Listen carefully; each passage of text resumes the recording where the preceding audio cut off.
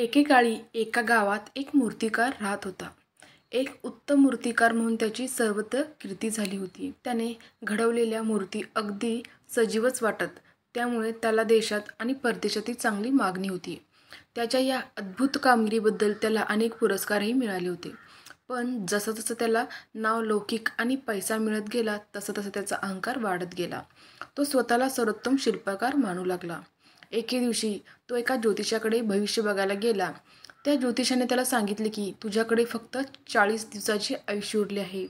40व्या दिवशी मध्यरात्री तुझा मृत्यूयोग आहे. ही भविष्यवाणी ऐकून मूर्तिकाराला धक्काच बसला. तो खूप अस्वस्थ झाला. आपला मृत्यू कसा टाळता येईल याचा तो विचार करू लागला.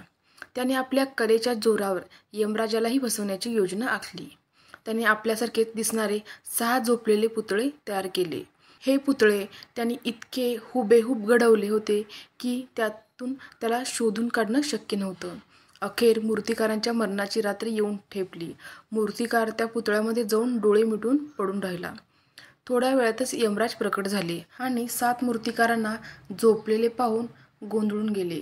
अचानक यमराजाला एक युक्ती सुचली. तो म्हणाला, "अरे वा मूर्तिकार, तू तुझ्यासारख्याच हुबेहूब 6 मूर्ती बनवून मला फसवण्याचा चांगला प्रयत्न केला. पण तुझ्यासारख्या एवढ्या चांगल्या मूर्तिकाराकडून एक छोटीशी चूक झाली."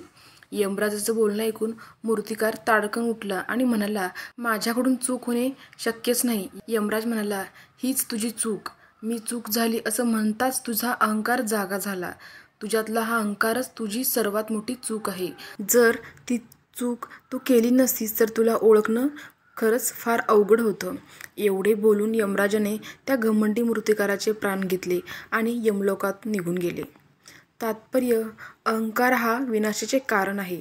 त्यामुळे खूप यशस्वी झाल्यानंतरही गर्व करू नये व अहंकाराला कधी स्वतःवर वर्चस्व गाजू देऊ नये.